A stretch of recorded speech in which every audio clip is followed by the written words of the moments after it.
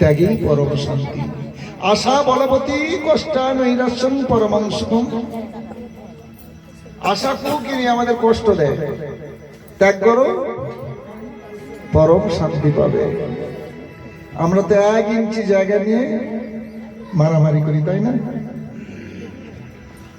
কারা ত্যাগ করে না? দুর্যোধন কিসের নিয়ে যুদ্ধ হয়েছিল? 5 ভাই শুধু বলেছিল আমাদেরকে থাকবার মতো একটু জায়গা দাও না, থাকবার মতো। অনেক সম্পত্তি তো, হাজার হাজার বিঘে সম্পত্তি, শুধু থাকবার মতো একটু জায়গা দাও। যখন ভগবান শ্রীকৃষ্ণচন্দ্র অবশেষে দুর্যোধনের কাছে গেল, শুভাকাঙ্ক্ষী শুভানুদ্দায়ী হিতৈষী হিতকাঙ্ক্ষী হয়ে, কেন শুধু শুধু যুদ্ধ হবে? দুর্যোধনকে বলছে, আচ্ছা তোমারই তো ভাই নাকি পঞ্চম পাণ্ডব, কাকার ছেলে, এই ভাইয়ে ভাইয়ে যুদ্ধ করে, মারামারি করে, আমি একটা মধ্যস্থ করে দিচ্ছি, অঢেল সম্পত্তির অভাব নেই, 5 ভাইকে শুধু 5টা গ্রাম দিয়ে দেওয়া, তারপর বাকি তোমাদের সব রইল। দুরাচারী দুর্যোধন কি বলেছিল? বিনা যুদ্ধে নাই দেব সুচক্র বেদে। মানে সূচ ফেলে দিলে সূচের ডোগায় যতক্ষণই জায়গা, ওইটুকু জায়গা দেব না। কেন?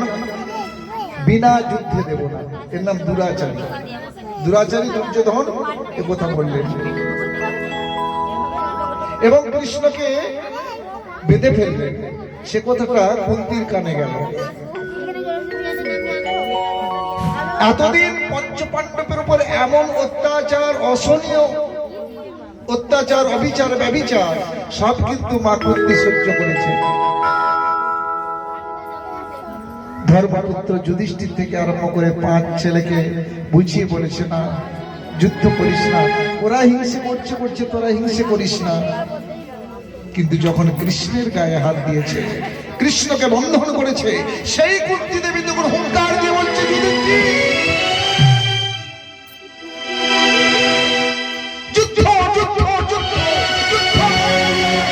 দুর্যোধনের বিরুদ্ধে।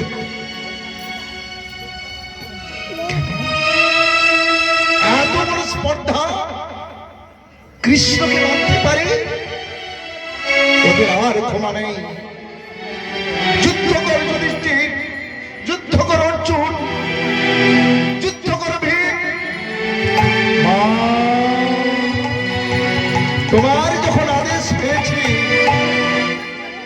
আর যুদ্ধ থেকে থেমে থাকার কোনো জায়গা নেই।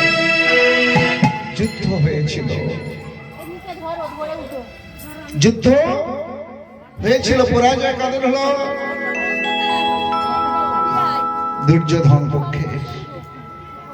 কেন হলো? বিচার করবো না?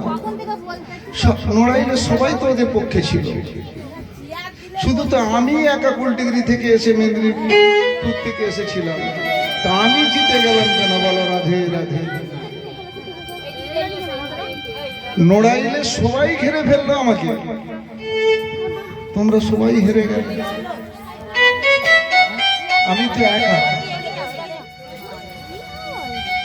বড় অসহায়, নিঃস্বরিক্ত হয়ে দাঁড়িয়েছিলাম, জিতে গেলাম কেন? গীতার অষ্টাদশ অধ্যায়ে একদম 700 নম্বর শ্লোক, যত্র কৃষ্ণ ধনুর্ধর, যেখানে ভগবান শ্রীকৃষ্ণচন্দ্র গান্ডি বিধারী অর্জুন, তত্র সে বিজয় নীতির মতির ধ্রুব, সেখানে জয় অবসম্ভাবী। তুমি যদি একা হও, সঙ্গে যদি তোমার কৃষ্ণ থাকে, লক্ষ লক্ষ মানুষ তোমার কিছু করতে পারবে না। যুদ্ধ হয়েছিল, নায়ক কে ছিল? দুর্যোধন।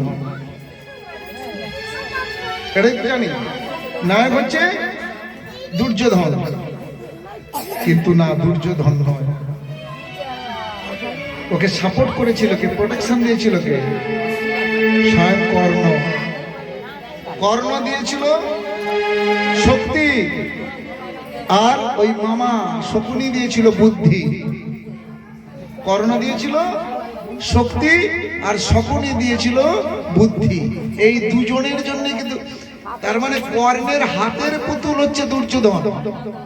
আমরা সবাই জানি কি দুর্যোধন দুর্যোধন দুর্যোধন, না, দুর্যোধন কেউ নয়। দুর্যোধনকে এরা দুজন পরিচালনা করেছিল বলে মধুর যতই শক্ত হোক না কেন, তীর কাঠিয়ে মানে তাকে তুলে রাখলে তবে সে শূন্যে ভাসে। বলো রাধে রাধে। এরা দুজন হচ্ছে দুর্যোধনকে পরিচালনা করেছিল, এ শক্তি দ্বারা ও বুদ্ধি দ্বারা। অবশেষে কি হলো, আর পিতামহ ভীষ্মদের পক্ষে ছিল, তো পিতামহ ভীষ্ম তো বুদ্ধিমান নাকি, একজন বিজ্ঞ ব্যক্তি ওদের পক্ষ অবলম্বন করলো কেন, দুরাচারীর পক্ষ অবলম্বন করলো কেন? বলে পিতামহ ভীষ্ম ওই দুর্যোধনের কাছ থেকে আর্থিক কিছু সহযোগিতা পেতেন। বলো রাধে রাধে।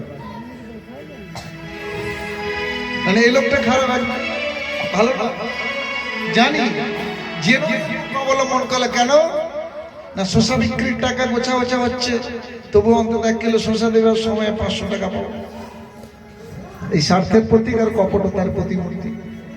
তাই ওনার, আমি জেনেও যে ইনি দুরাচারী ব্যভিচারী, তথাপিও ওনার পক্ষ অবলম্বন করলেন। এখানে কিন্তু পিতামহ ভীষ্ম ডুকরে ডুকরে কেঁদে উঠছিল। কৃষ্ণ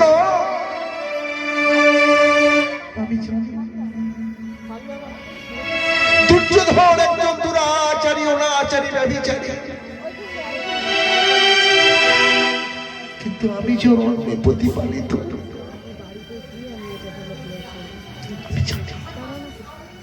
কৃষ্ণ তোমার জয় কেউ আটকাতে পারবে না, এটা আমি জানি।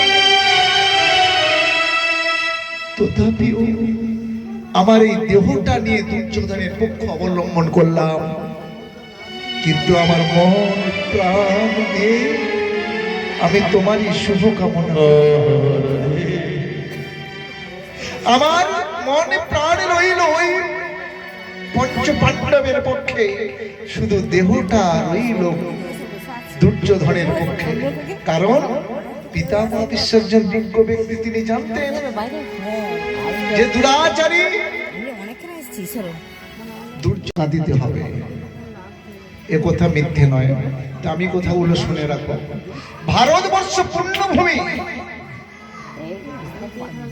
তাই ভারত ভূমিতে মনুষ্য জন্ম হইল যার, জন্ম সার্থক কর পর পর উপকার। ভালো করে শোনো,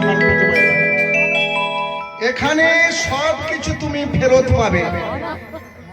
কারো যদি সর্বনাশ করো, কাউকে যদি দুঃখ দাও, কাউকে যদি কষ্ট দাও, সেই কষ্টটা তুমি ফেরত পাবে। তবে শুধু কষ্টটা নয়, তার সুদ সহ 4 গুণ হয়ে তুমি ফেরত পাবে।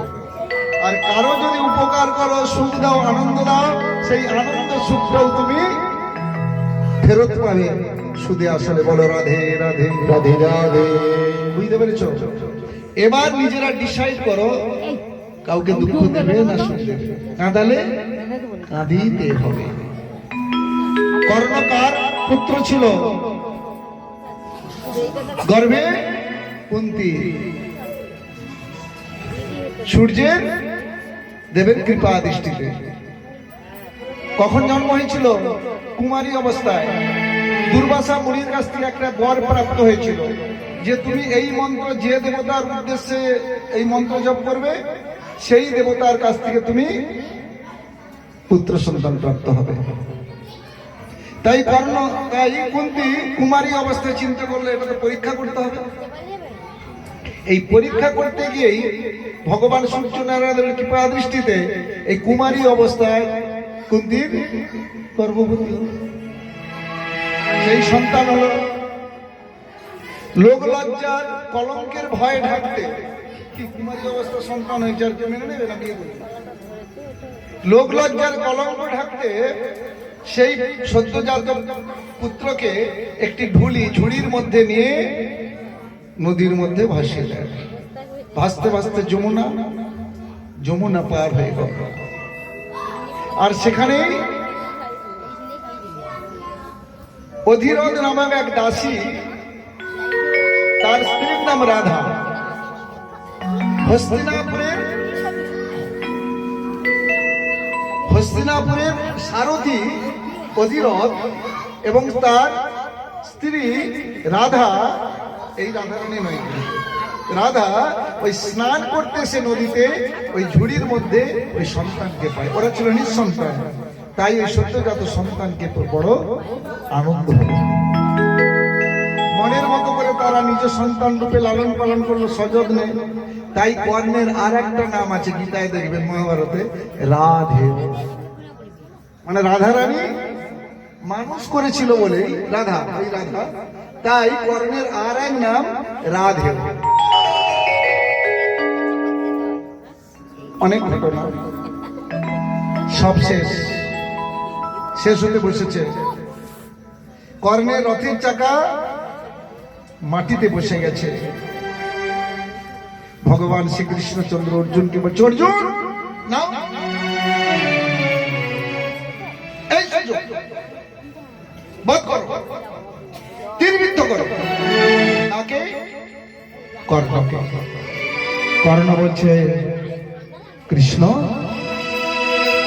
এ তোমার কেমন ধর্ম? অসহায়ের বিরুদ্ধে যুদ্ধ, আমাকে তো রথের চাকাটা তুমি তুলতে দাও, তারপরে যুদ্ধ করতে দাও। এ তোমার কেমন ধর্ম? ভালো করে শোনো, এ তোমার কেমন ধর্ম যে আমার রথের চাকা বসে গেছে আর সেই সময় তুমি অর্জুনকে নির্দেশ দিচ্ছ আমাকে তীরবিদ্ধ করে হত্যা করবে? এটা তোমার ধর্ম?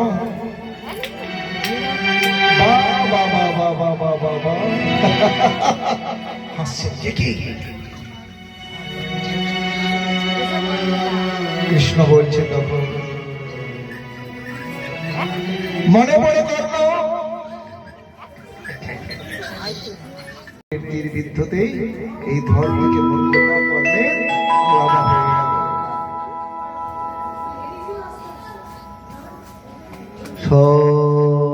সবিশেষ সকলে গৃহিণীর চিৎকার, রক্তের গন্ধ, তাজা রক্তের গন্ধ।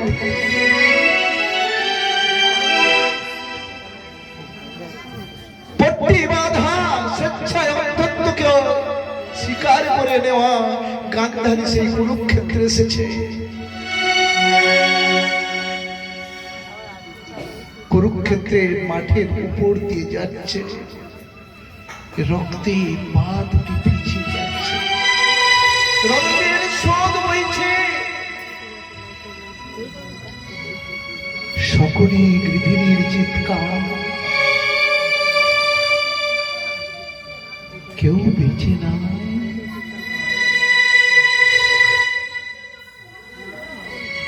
যেতে যেতে সাহিত্য দুর্যোধনের বক্ষের উপরে গান্ধারীর যেই না চরণটা পড়েছে, মা, ও মা, কে কি আমায় মা বলে ডাকে? আমায় মা বলে আমার আমার শতপুত্র বিনাশ প্রাপ্ত হয়েছে কুরুক্ষেত্রে, কে আমায় মা বলে ডাকছে? আমি তোমার সেই দুর্যোধন বড় ছেলে। না না না না না না, তুমি আমার দুর্যোধন নয়, দুর্যোধনের গলা গুরু গম্ভীর, তার কণ্ঠস্বর এত ক্ষীর নয়। দুর্যোধন বলছে, মা, ও মা, আমি তোমার সেই দুর্যোধন, তুমি চিনতে পারছো? আমার শরীর থেকে সমস্ত রোধের রক্ত চলে গেছে, দেহে শুধু প্রাণটুকু রয়েছে, শেষ নিঃশ্বাসটুকু রয়েছে। আমি তোমার সেই দুর্যোধন।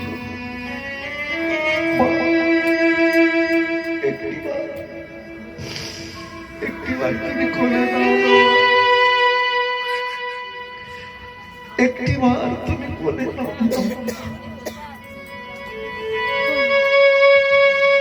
তোমার কোলে থেকে আমি শেষ নিঃশ্বাসটা ত্যাগ করি।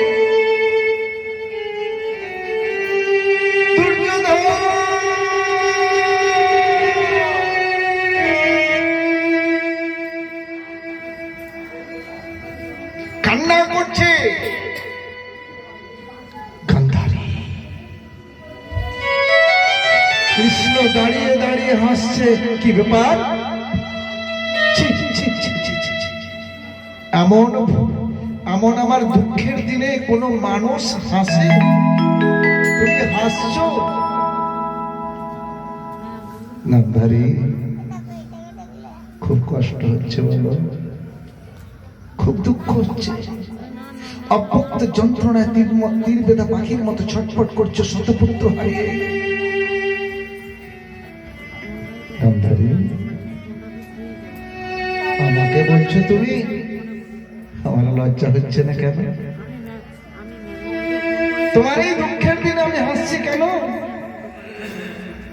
মনে পড়ে গান্ধারী, তোমার ওই দুরাচারী, ব্যভিচারী, অনাচারী, ওই দুর্যোধন আদি তোমার পুত্রেরা তোমারই কুলবধূ পরাশরে 5টা বীর স্বামীর সম্মুখে তোমার পুত্র বলেছিল, তোমার এই পুত্র বলেছিল, তোমার মনে নাই? তোমায় আমায় স্মরণ করে দিই। তোমার এই পুত্র দ্রৌপদীকে বলেছিল, দ্রৌপদী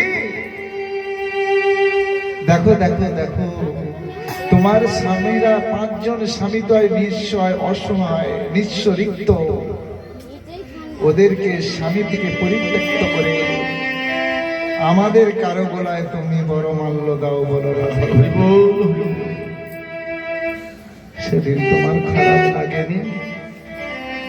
আনন্দ হয়েছিল বলো?